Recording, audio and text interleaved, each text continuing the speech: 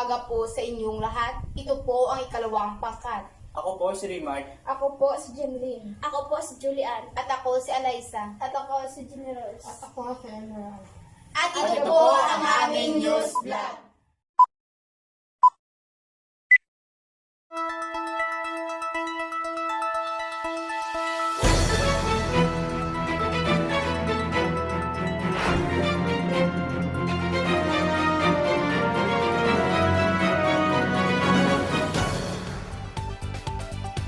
Batay sa pinakahulihang ulat ng Pag-asa sa Miyerkules, Oktubre 30, inaasahang umabot ang hangin sa Himamaylan ng 118 hanggang 184 na kilometro bawat oras.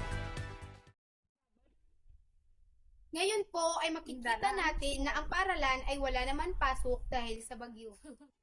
At sa ngayon po, makikita po natin ang mga estudyanteng nagmumudyol dahil sa At sa ngayon, habang hindi pa nag-declare si Mayor kung kailan ulit papasok ang mga estudyante, at manatiling muna tayo sa ating tahanan, at mag-alerto sa pararating na bagyo.